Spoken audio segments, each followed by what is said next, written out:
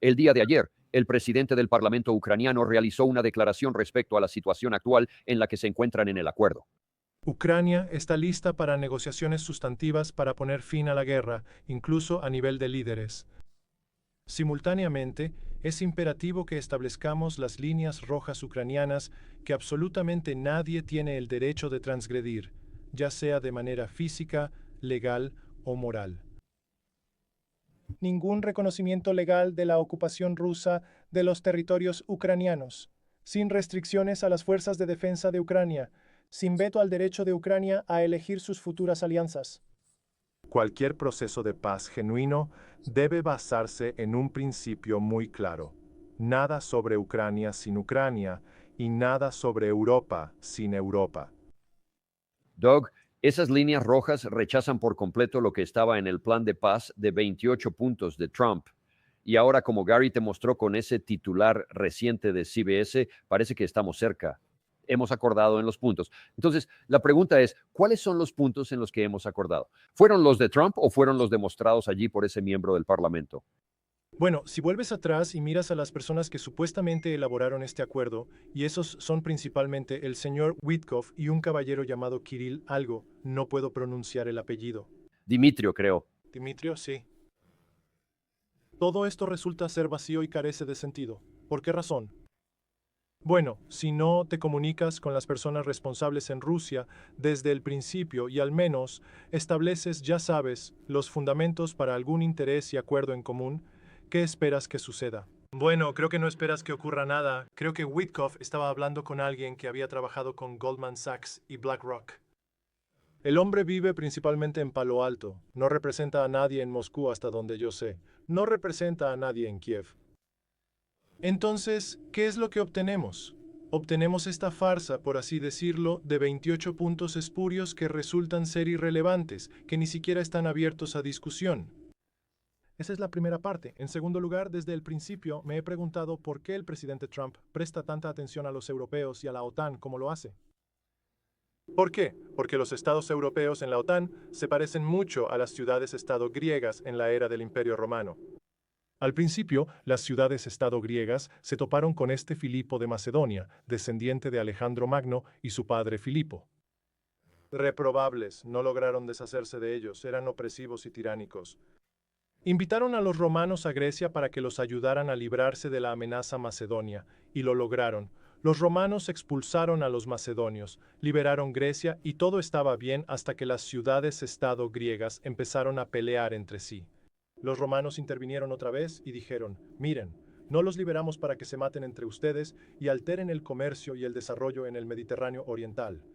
Así que tomamos el control, estamos al mando, que es lo que hicimos tras la Segunda Guerra Mundial. Dijimos que no dejaremos que nadie en Europa pelee más. Establezcamos la paz. Aquí están las pautas.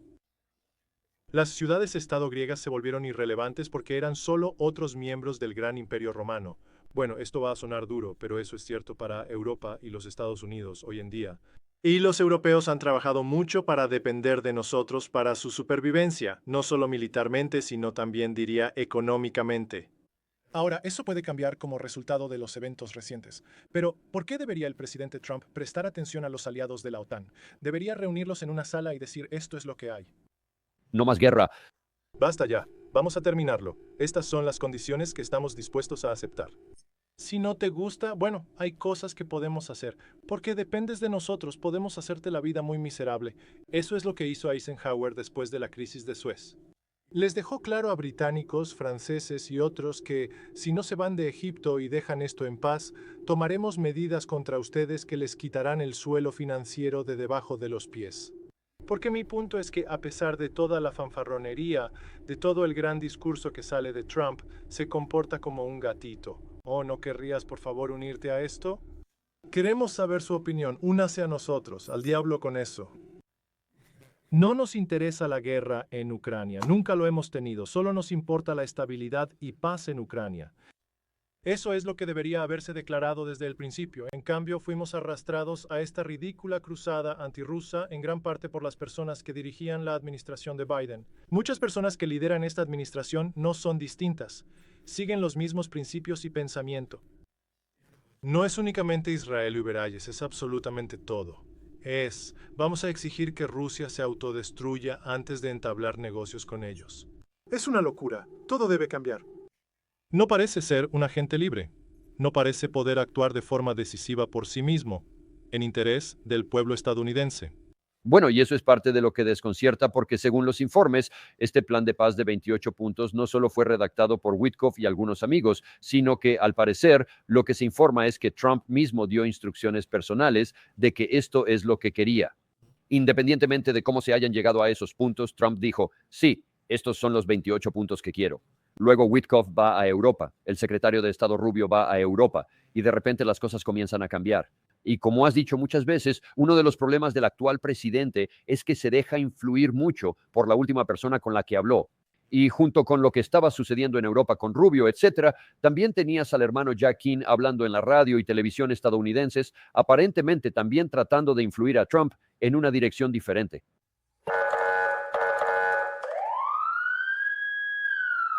Tenemos a Putin del otro lado y la realidad es que no ha dado ni un solo paso hacia un alto, el fuego temporal o un acuerdo de paz. Donde está, todavía cree que eventualmente va a quebrar la voluntad y la determinación de los Estados Unidos, los europeos y el gobierno de Zelensky, y finalmente se saldrá con la suya aquí. Ese es el proceso en el que estamos, elaborando un plan de paz, esperando que garantías de seguridad que favorezcan a Ucrania y otras acciones que podamos tomar para ayudarla convenzan a Putin de que negociar es la mejor opción. Es complicado expresar con palabras la lógica de eso. Queremos seguir, y lo dijiste perfecto hace un momento, lo que él pide a Rusia es que se suicide desde una posición de fuerza, actuando contra sus propios intereses y luego acepte la paz del que está en la posición más baja, sin capacidad de cambiarlo. ¿Qué pasa en la mentalidad occidental ahora? Angela Merkel, como canciller de Alemania, y no soy fan de ella, hizo más para destruir Alemania al abrir sus fronteras en 2015 que creo que cualquier persona desde que Adolf Hitler llevó a Alemania a la guerra contra la Unión Soviética. Pero Angela Merkel creció en Alemania del Este en su mayor parte. Aprendió algo sobre los rusos y dijo en más de una ocasión mientras era canciller que necesitamos entender que el presidente Putin no puede concebir ninguna circunstancia en la que no pueda ganar una guerra en Ucrania. Y ella tenía razón. Si hay una guerra, Rusia sabe que puede ganar. No solo Vladimir Putin, sino todos. Es una guerra en la puerta de Rusia. Es una guerra en el este o incluso en el oeste de Ucrania, porque mencionas una fuerza que puede formarse y luego se traslada a una lucha que no puede ganar en Ucrania. No podemos. Estamos demasiado lejos, no podemos reunir las fuerzas ni construirlas para hacer nada, y los europeos carecen tanto de la determinación, la voluntad como de la comprensión para desplegar una fuerza que pueda derrotar a los rusos. Todo esto es una tontería. Cualquier cosa que diga Jack King sobre la guerra en Ucrania es pura tontería. Olvídalo. Es un callejón sin salida. No podemos ganar. Creo que, en privado, ha habido momentos de claridad cuando Donald Trump ha dicho eso de manera efectiva, cuando le dijo a Zelensky en el despacho oval que no tiene cartas para jugar.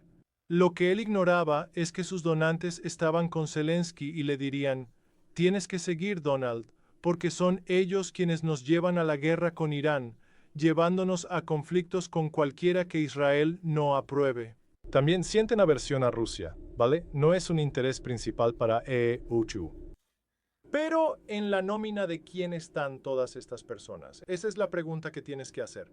Ojalá que cada vez que Fox o CNN o alguien mencione a una persona y ponga su nombre, deberían poner debajo las fuentes de ingresos.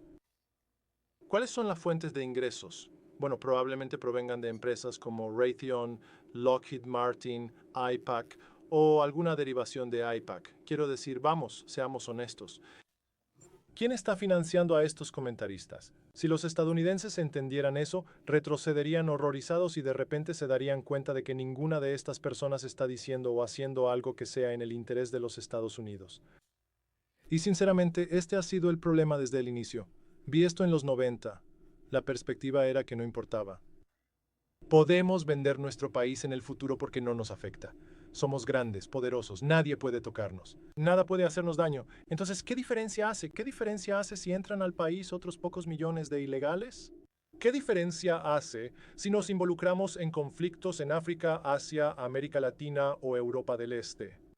Porque somos grandes, poderosos, nadie puede desafiarnos ni tocarnos. Bueno, eso está mal, está equivocado. Hoy somos más vulnerables que nunca en nuestra historia. Hemos creado una situación de peligro extremo para los Estados Unidos, no solo militarmente, sino también financiera y económicamente. ¿Sabes? Alguien me estaba hablando más temprano hoy y dijo, ¿sabes el problema, Doc? Y esta es una persona en el extranjero que está muy involucrada en la industria bancaria. Dijo que, ya sabes, cuando la gente nos mira a nosotros y a los Estados Unidos y luego mira a China, concluyen muy rápidamente que la economía de China, que se ha duplicado o triplicado en tamaño desde 2005, dada su población y la exitosa implementación del capitalismo patrocinado por el Estado en China, aunque China tiene una gran cantidad de deuda, al igual que nosotros, todos confían en que la economía china va a superar su deuda. Nadie cree, basándose en lo que están viendo dentro de los Estados Unidos hoy en día, que los Estados Unidos tengan alguna posibilidad de salir de su deuda. Absolutamente no. Y así el mundo se está alejando de nosotros hacia esto llamado BRICS, y eso pone todo en riesgo. Mi argumento es que aquellos que se expresan de esa manera no solo están peligrosamente equivocados, sino que también colocan al país en un peligro grave, porque lo que realmente necesitamos ahora más que nunca es paz y estabilidad. La estabilidad que proviene de la paz es la base de la prosperidad. Necesitamos dejar todo esto en el extranjero y mirar muy detenidamente lo que debemos hacer aquí en casa para reconstruir nuestra economía, rehacer este sistema financiero para que tenga sentido, poner fin a la financiarización de nuestra economía y comenzar a producir y construir cosas que no hemos hecho en décadas. Estoy totalmente de acuerdo contigo. Para que esa visión se realice, necesitamos un líder valiente que tome decisiones difíciles. Lamentablemente, el presidente Trump, aunque llegó con esa reputación, no ha cumplido. Quiero mostrar un contraste gráfico, por así decirlo. Mencionaste esa reunión en la oficina oval a finales de febrero, donde Trump discutió con Zelensky diciéndole que no tenía cartas ni influencia. Si hubiera actuado como dijiste en enero y simplemente hubiera dicho, de acuerdo, aquí está el trato, esto se ha terminado. Nuestro apoyo terminará en esta fecha a menos que llegues a un acuerdo con el que podamos vivir o estarás solo si quieres luchar. Eso es lo que debió pasar entonces. Lo has dicho muchas veces, pero en vez de eso, después de esto, ahora, todos estos meses después, ya en noviembre, este plan de paz de 28 puntos que él propone ahora ha sido destruido.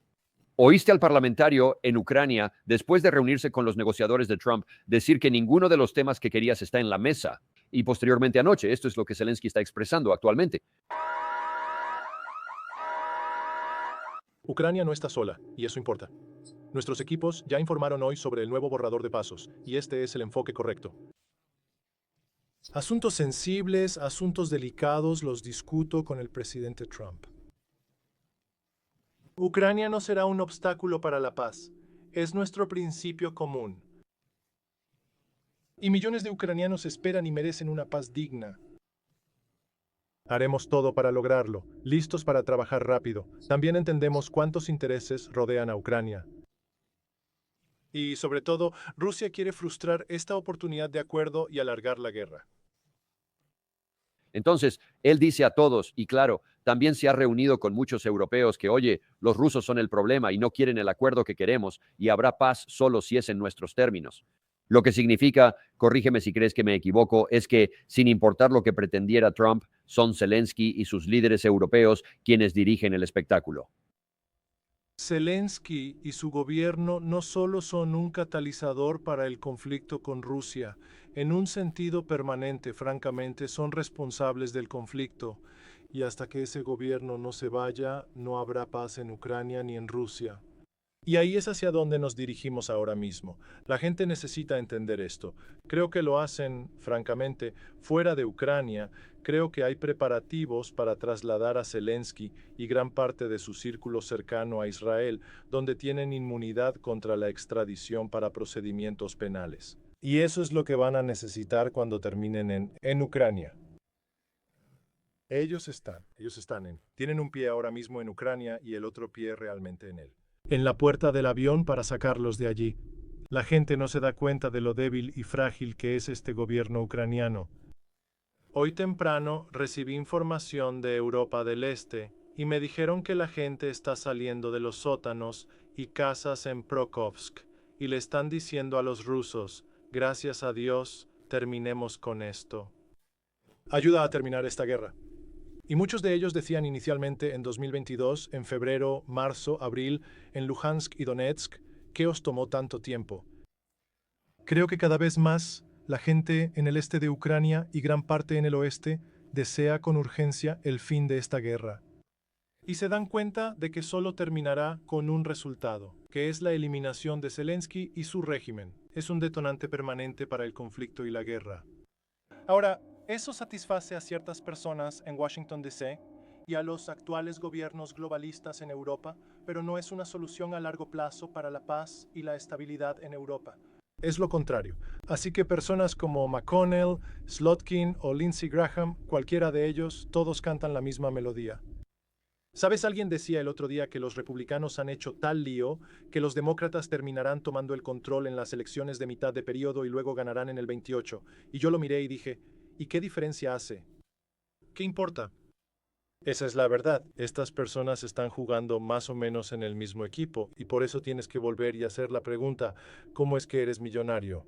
¿Cómo te convertiste en millonario después de llegar a Washington, D.C.? Muéstranos las fuentes de tu dinero.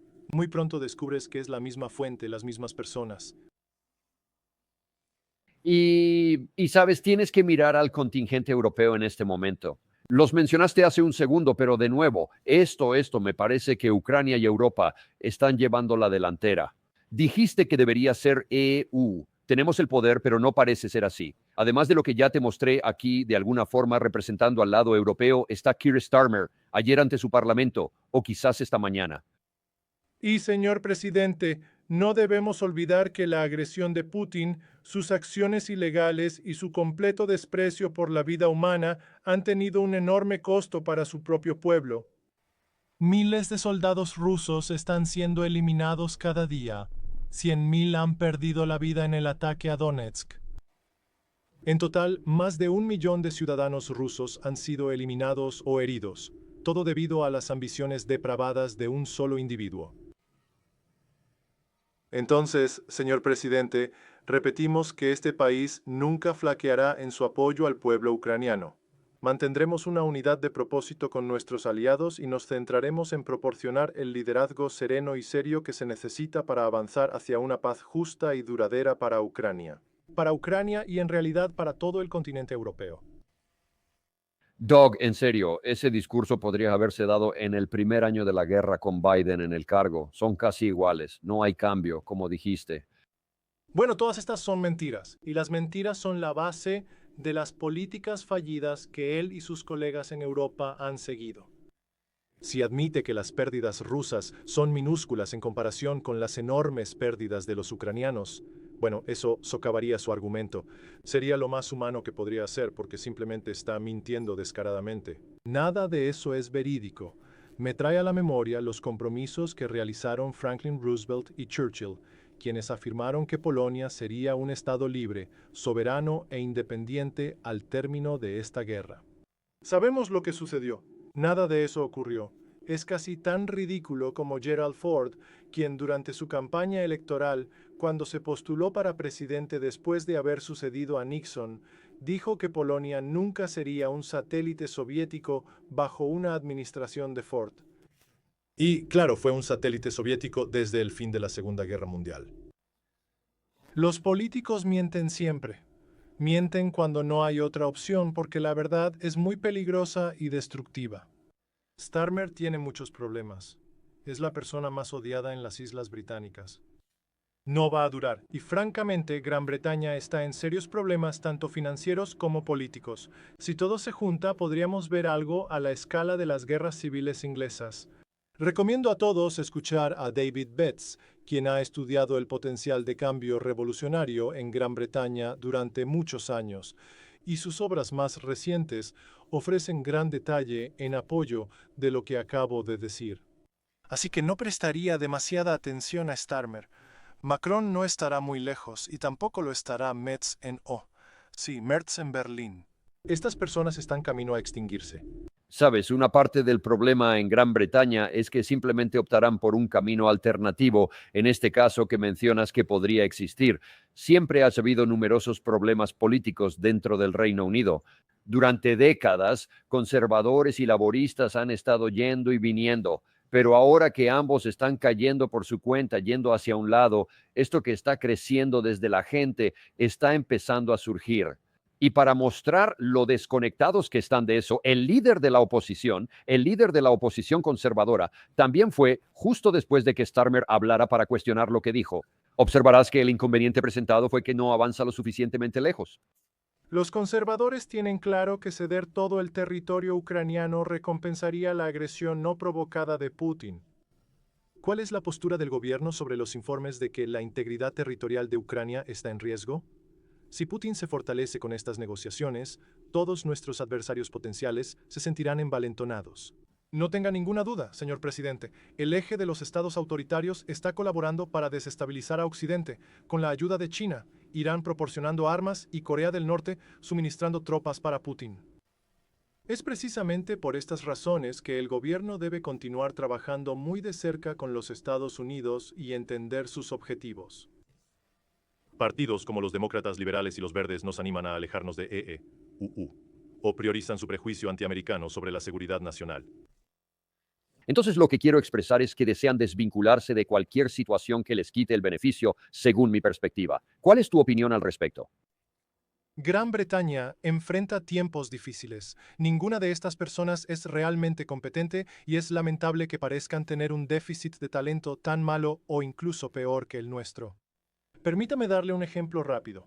En 1863, cuando Dinamarca declaró la guerra a Prusia y Austria por una disputa territorial, hubo de repente un estallido de fervor patriótico en Inglaterra, diciendo que todos deberíamos enviar nuestro ejército a la península danesa y ayudar a los daneses a luchar contra los prusianos y los austriacos.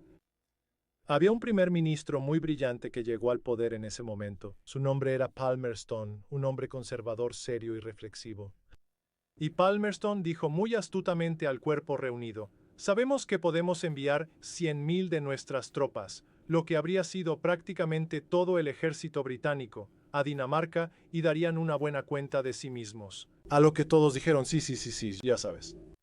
Dijo, sin embargo, también sabemos que aunque nos gusten los daneses y queramos ayudarles, esos 100.000 soldados británicos no van a salvar a los daneses de una derrota segura ante los prusianos y austríacos. Si hiciéramos esto, los prusianos y austríacos movilizarían sus fuerzas armadas y naciones, y no podríamos competir.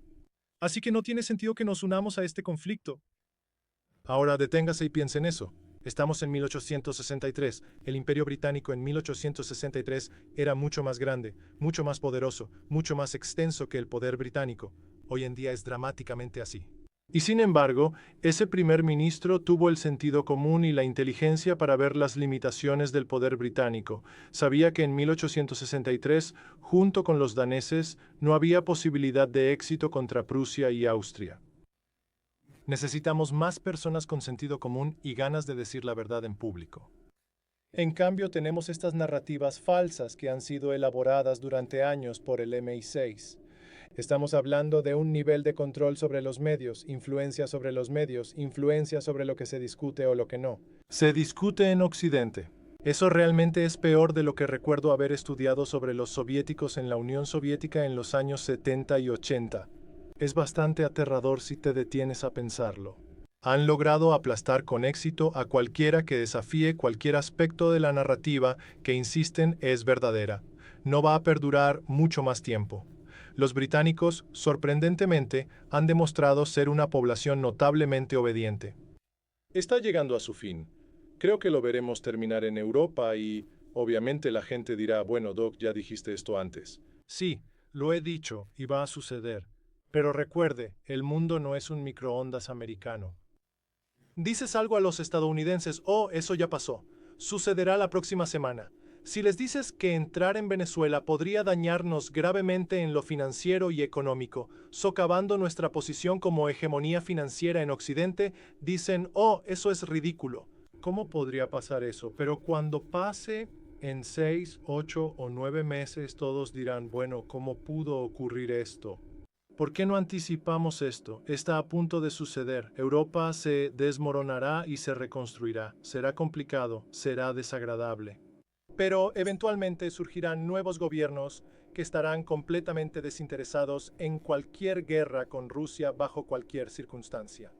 Moscú lo sabe y los rusos lo saben, y los rusos van a completar el trabajo. Y este plan de 28 puntos es absurdo. Podrías imprimirlo en papel higiénico porque es el mejor uso que se le puede dar en este momento.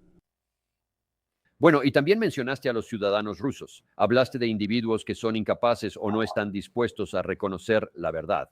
Y luego están los rusos que están dispuestos a expresar cuál es la auténtica realidad. Lo que me resulta interesante es que a la luz de todas estas realidades físicas, porque todo siempre se remonta a lo que está sucediendo sobre el terreno y al equilibrio real de poder, en lugar de solo palabras, sigue estando del lado ruso. Y aun con todas las ventajas realmente de su lado, no los escuchas salir y lanzar muchas palabras por su cuenta. De hecho, tienes a Sergei Lavrov que dice, incluso después de todo esto, incluso con este plan de 28 y ahora 19 puntos, sea lo que sea, porque aún no hemos visto los detalles, él sigue diciendo que estamos dispuestos a hablar. Sin embargo, nuestra evaluación sigue siendo válida porque las disposiciones clave del plan de Trump se basan en los acuerdos logrados en Anchorage durante la cumbre ruso-estadounidense en agosto de este año. Estos principios suelen estar en el plan que recibimos con agrado. El presidente Putin mencionó esto porque después de Anchorage, cuando creíamos que estos entendimientos ya estaban formalizados, hubo una larga pausa y ahora esta pausa se ha roto con la introducción de este documento.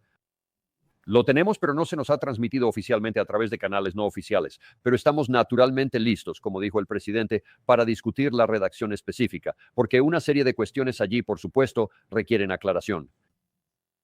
Y lo que dijo el presidente Putin, vistiendo uniforme militar frente a sus fuerzas armadas, fue: cumpliremos todos nuestros objetivos militares, cada uno, ya sea mediante negociaciones o por la vía militar.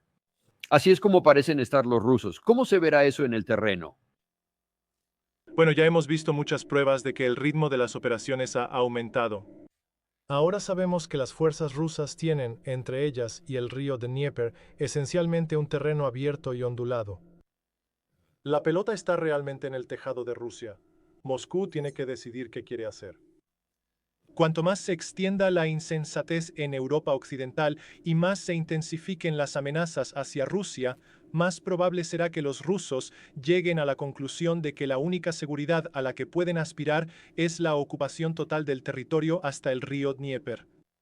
Porque verán el río Dnieper como una barrera natural, una línea defensiva natural. Eso es lo que harán. Y sigo diciendo que pase lo que pase, terminarán con ambas, Odessa y Yarkov, que son ciudades históricamente rusas, no ucranianas. Y cuando esas ciudades estén en sus manos, pueden estar dispuestos a hablar sobre alternativas al statu quo, pero no mucho hasta que lleguen allí.